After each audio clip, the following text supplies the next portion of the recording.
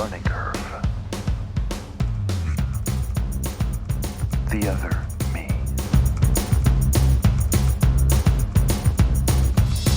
Hi again, everybody. This is Life's Learning Curve. I'm Paul Hart. We are back from the Southwest, here in the Midwest, land of barbecue ribs and ice cream, which is not a bad way to go, really, if you think about it. This is podcast season number 2, and we're on episode number 35. Introspection. This is when you take a really good look at yourself, your own thoughts, your own feelings and sensations, and you go through some sort of self-examination, or somebody else examines it for you. Now, I spent a great portion of my life in education. I also spent a great portion of my life in a second job as a video producer. These are two very different things, two careers.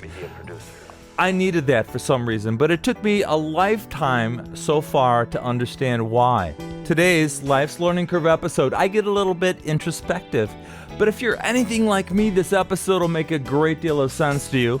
We're a podcast about retelling stories where we try to find the best version of ourselves through storytelling. The best us. How we became the best us. So 2 careers, 2 directions, entirely different. Why did this happen? Let's find out. Let's get started. Life's Learning Curve. I'm Paul Hart. Episode The Other Me. Stand by. Organized chaos. Okay, with the excesses of the detailed daily work the school district had created to make legitimate student evaluations, I dutifully completed my Paperwork. last week in the classroom. And on that last day, the final students made their tearful goodbyes, and another school year had just ended for teacher, tech guy, Paul Hart, me. Bye, Mr. Hart. But there's more. Have a great summer. Remember, in another podcast called Torqued, I told you about a teaching cohort named John Lenz, and we taught together for quite a few years at the same grade level, 11-year-olds. Now, every day I arose to look in the mirror to see this focused-looking, driven face in the mirror, and it always startled me. It didn't look like me. I was in a zone of thought every school year. Every morning when I got out of bed, I was in the zone of thought. And this took place from August to late May every year. Neither happy or sad, but rather uber-focused and always on the verge of excessive job obsession. My image in the mirror startled me every day, every morning. I'm creepy looking. It wasn't me. It was like I was looking at a different person. Kind of frightened me. Now, I have to tell you, I loved what I did in teaching. I did like it. The kids were always the salvation of everything. They were the best part of what was going on. Thanks, Mr. Hart. They brought the excitement, they brought the engagement, they brought the reward, the overall good feeling to me. However, the upper administration brought the baggage. You're not ever good enough if you do not listen to educational trends. You want to be good enough, don't you? The phony, baloney, trending, educational acronym-filled nonsense was thrown at us and mandated every school year. I'm not saying everything was bad in education. That's not true. But sometimes you would come across people who would take an entire evening or entire day out of your school day to talk to you about something that maybe wasn't as good as it could be. My time. Our school was an outstanding place to work and to learn. And I can say that with confidence. And why? I'll tell you why. It was the building administrator. I've talked about him before. Dr. D. Dr. D treated us as professionals and expected all content to be taught to the students. Students of varying learning abilities. And then it should be mastered by these same students, despite their learning style. He believed that we all had some uber unique, one-of-a-kind talent for our teaching profession. It was really cool because he kind of dug deep on us, made us become introspective, look at ourselves and asked, what are your strengths? Use them. So Dr. D was firm, yet he was very open to helping his teachers. He had high expectations, but he stayed out of our way. The result was 34, 33, I don't remember how big the staff was, but it was around there. It was the growth, and it was the initiation, the beginning of this magical, experienced teaching group of professionals that suddenly saw themselves in a positive light after years of a lot of negativity. So everybody began to enhance what they were doing. They were building toward their strengths. I like this. And everybody's teaching took a step up a notch, or two, or three. It was cool to see it.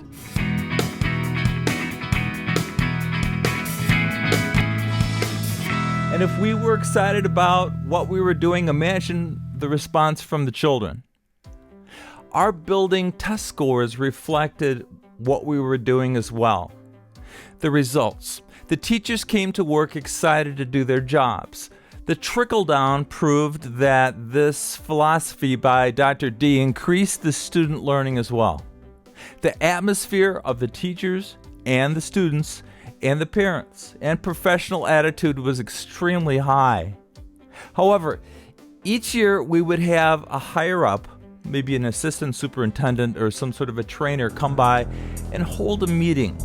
When I say hold a meeting, think of that word, hold. You're held somewhere. Hold a meeting to implement the latest educational trends, usually presented in acronyms. Acronyms which we all had no idea of understanding. Now, I embrace change and I embrace learning new content. I do like to learn, and that's kind of what this podcast is about. But I always felt that some of these meetings by the assistant superintendent were meant as some form of intimidation. For example,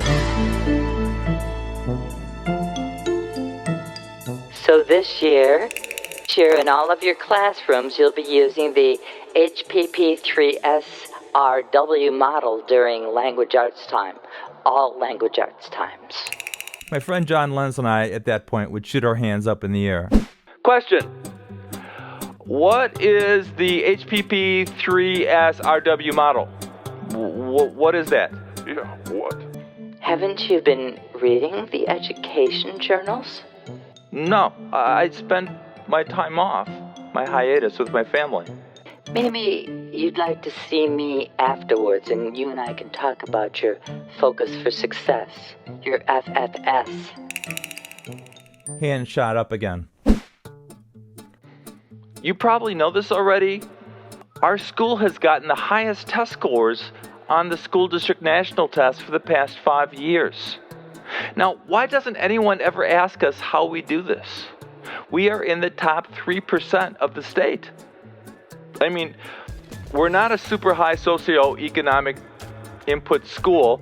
We have more than half multilingual children. Don't you want to know how we've reached this kind of success? Maybe other school districts might benefit from what we do. Are you interested? No, not really. Don't you want to be better? Instead of what you're doing, you're going to need to move to the HPP3SRW model. Yeah, but what is it? Yes, Again, what does that mean? HPP whatever. Our principal knew better. Sure, we did apply the new school district content, but leaned heavily on what we knew was successful. Like most careers, my friend John and I added a lot of our own materials to our classroom. A lot of teachers do this because there's not a huge budget for education. And John and I were technology users. We were those kind of guys. We braced a gentle sense of humor at the same time, too. We did not take ourselves too seriously. So I always believe those two elements put together created the environment for the students. We also added a few low-end video cameras and lights and microphones. We had purchased these ourselves, and sometimes John or I would take on an extra job or two And we used these things, we brought them to school, used them in the classroom to enhance the learning. John was a media guy just like me. We both embraced technology and used it as a tool throughout the school day. Every day we used it to engage this generation of students.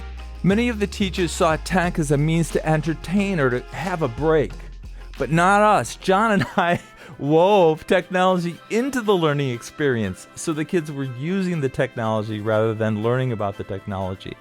Video cameras were used to create, learn, engage, and have students teach or explain or demonstrate concepts or themes in math, science, language arts, reading, social studies, health.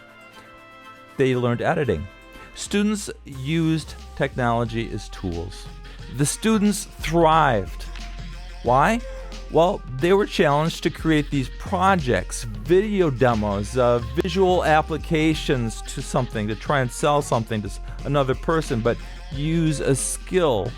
Students teaching students with media. Sometimes they wrote music to accompany history concepts, projects. PowerPoints on multiple themes, etc. Anyway, students were expected to successfully get their message across to their audience, which is usually other students. Eventually, it trickled to their parents so they could see what they were doing in school and that they were retaining what we were trying to teach. Effective, meaningful application, right? I hope so. When the parents saw what we were doing in the classroom, the support and acceptance came very quickly. Sylvia never really liked school until this year. What are you doing differently?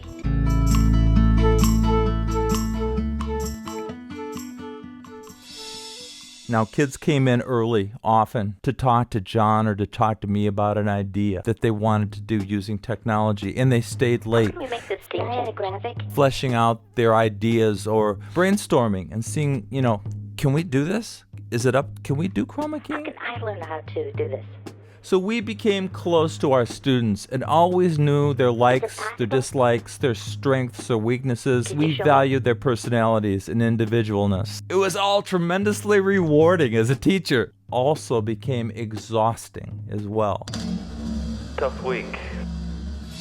A little known fact about many teachers, also true for John and me.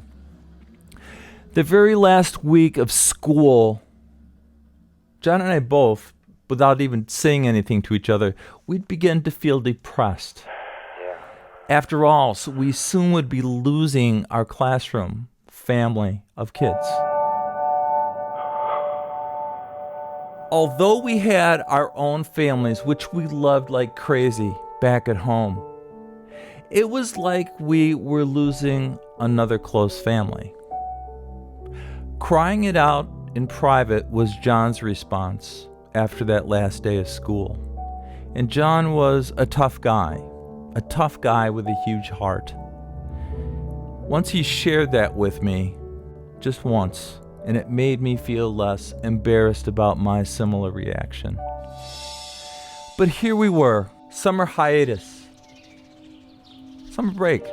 2 months away from the classroom. Both John and I had already completed our graduate school and then some courses after that. So we didn't take courses in the summer, but we were refreshed every once in a while. When the summer break arrived, it was as if suddenly we were standing in a soundless, empty field. No one around, no deadlines, and beginning to de-stress. Sure, it was odd, as John recalled. There's about 2 weeks of grieving, and then you find yourself saying, what was I doing at the end of last summer?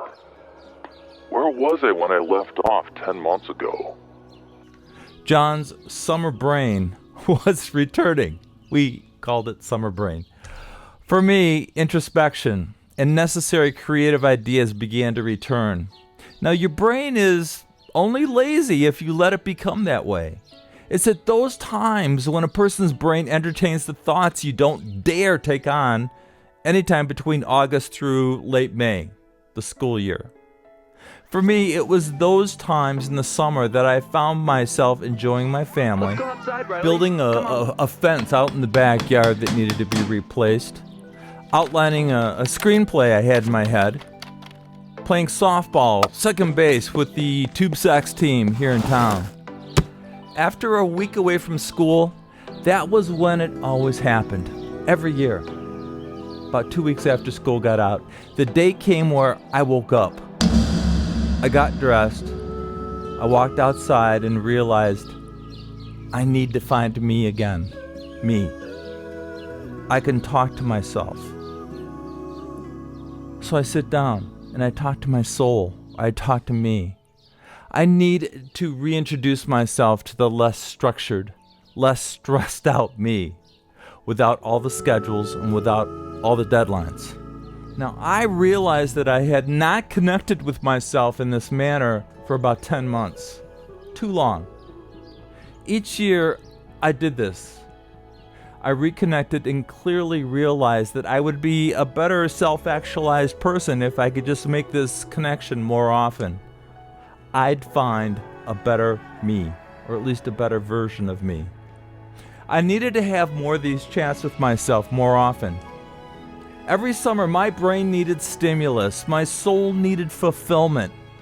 The stimulus of travel, of writing, building things, worked out in the bright sunshine. I love the bright sunshine. It made me a better me. And at times, a more beat up me. Some of the ideas that didn't go well when I self-searched the other me. So a few years back, in that first week of summer break, I took on chainsawing the low-hanging branches and bushes on the property.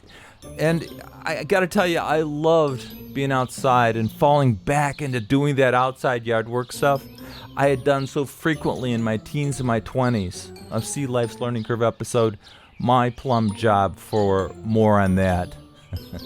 So as I powered up the chainsaw, the first branch I carefully cut took a very awkward, disangled drop, which hit me square on the top of my head. I held onto the ladder as my significant other, Charlie, came over and said, What are you doing? My head. Give me that right now. You're too big to even be up there. Get down. I hit myself in the head. I rubbed the growing bump on my head as she powered it down and then turned it off. And then she took it away. You're too big to even be up there. Charlie does care about me, but when scared, she often reacts that way. So it's a good thing that she was not there to witness me painting the house 15 years back. The stepladder I was using was placed level on a raised patio deck to the very west of the house. As I reached up with my paintbrush in hand, one ladder leg, for no reason, just bent in and folded. It collapsed without any reason. As for me, I tumbled not only to the base of the ladder with my paintbrush and paint can, but over the railing of the patio deck. So I got to fall at least another 4 feet, smashing and breaking ruby red geraniums. Smashing and breaking me as well. Rattled and losing all feeling for a minute, which I'd never felt before, even in football. My body was numb. After a while, I did stand up as the feeling slowly began to change to Pringles, little prickly things, and then I could feel again.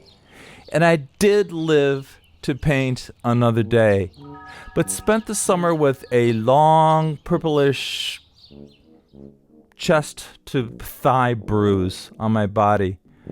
Pretty odd. Another story. I have fallen down the roof of my steep-sloped house 3 times. Each time, before I'm about to go over the edge, I grab the gutter to stop my break in my fall each time. Thank you, gutter.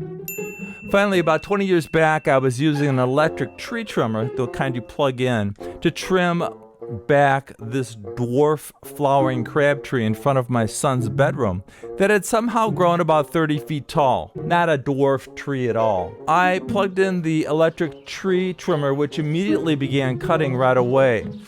Surprised me, didn't expect that. Slicing into my pointer finger. Apparently the power tool switch was on and it was in a lock position. However, in a lifetime of yard work and otherwise other things I've done, it's really not too bad.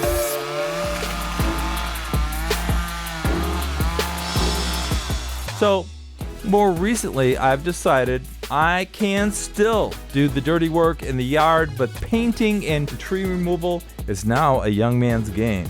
Not for me. But those stories I just told you were the accidents, the mistakes. My self-chats were more positive and ambitious. The results were better redirections too. Examples. 1, I can remember planning a tropical and fun vacation with my children, and while we were there, we went jetpack flying. This is where you put a pack on your back, and they use water pressure, and it lifts you up into the sky, and you get to fly around. It's pretty cool. I liked it. 2, making the best use of my time for others and for me. Very, very high priority. 3, bringing 3 documentaries to fruition. 2 of them successfully completed. 4, taking on new horizons like video drone piloting, which I still do and love. Photography, media marketing. And 5, becoming a media marketing consultant for a few of my like-minded friends.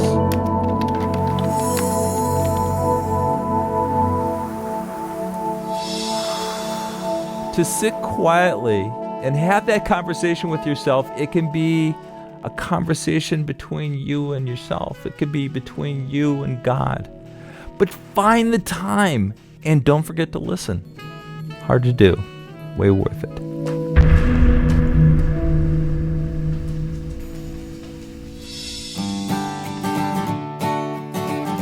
Late summer of my life, not in a classroom. If you think about it, from kindergarten all the way through retirement, I had the same basic schedule that whole time. It had been a routine etched so deeply in my soul that I spent that whole first year outside of education. I could still hear bells ringing, and I knew of all the deadlines of report cards, meetings, conferences. These triggered alarms in my brain frequently, and then I could just remind myself I don't have to do that now. It was kind of like I should be doing these things.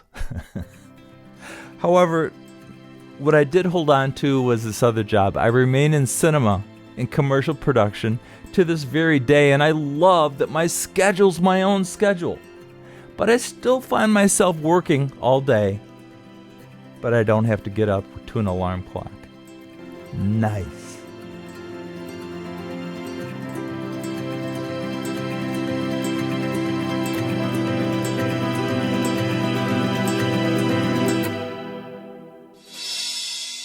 So after retirement from education, when late summer comes each year, my senses are on high alert. However, a clean sweep was mitigating in my brain. Changes. More observant. Things that happened to me, I was more observant. That fall, I swear I had never seen, smelled, tasted, or heard such magnificence in my life. How had I missed all of this? My career had forbid me to enjoy so much of my day-to-day life. You know what? Leaves explode with color in the fall. I'm telling you, that's true. Those of you with high committed, intense careers, I'm telling you, the leaves turn and it's beautiful. This stuff happens. Burning leaves, that smell became a candle scent I still use regardless of the season. Ice cream. Now, I grew up in a family, my original nuclear family, that loved ice cream. So I visit the Dairy Prince in a local village nearby to buy their creamy, smooth chocolate Boston shakes. They've become my weekly weakness. I do yard work outside sometimes in the rain because sometimes it just doesn't matter if I get totally soaked anymore. And it actually brings back memories of playing in the creek in the rain when I was about 8 years old. But the sounds, not only of nature, but music. I rediscovered my original cassette deck with about 100 or so mixtapes I made from my early 20s. Each song from my life, the girls I dated, or the time we took a road trip downstate without my parents even knowing about it, or playing drums in front of a large venue, a large group of people as an opening act for a Chicago-based band. It was magic, I tell you. I think we already know this, but music is an amazing memory trigger.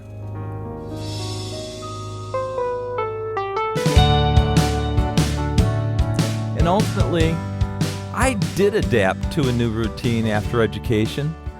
Still working in media these days, and I do this podcast. I have so much more engagement, and I have so much more creation left in me. There's a lot happening. It's exciting for me.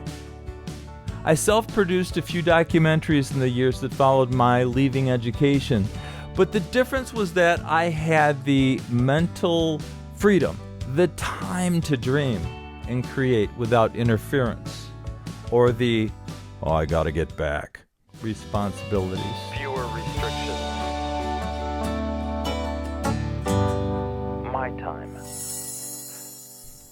Now, since retiring from education, late summer seems to bring my life into this hyper-focus each year now. Late summer. I don't know why, but it does. I look and I see the summer bars, the alfresco local restaurants. They close up and the air turns a bit cooler. Now the kids are back in the classroom and the neighborhood is now more quiet. I don't hear the skateboards. No more bikes skidding around the corners. And our local park has morphed from children laughing and playing into an older generation, a slower pace of dog walkers and bench sitters.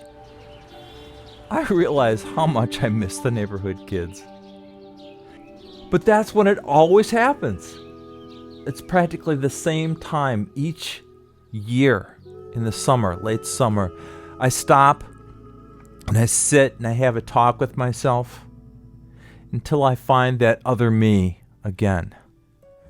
The one that writes, the one that creates, the one that listens and supports other people, makes personal corrections, dreams, and loves life a little bit more. It's okay. You try it. Really, you try it.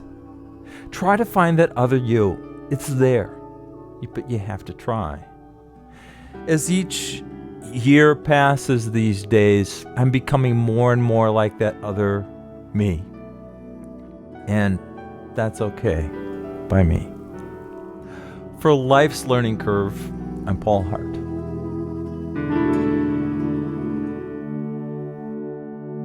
Subscribe to Life's Learning Curve at lifeslearningcurve.org and leave a review on Apple Podcasts, Stitcher, or Podchaser.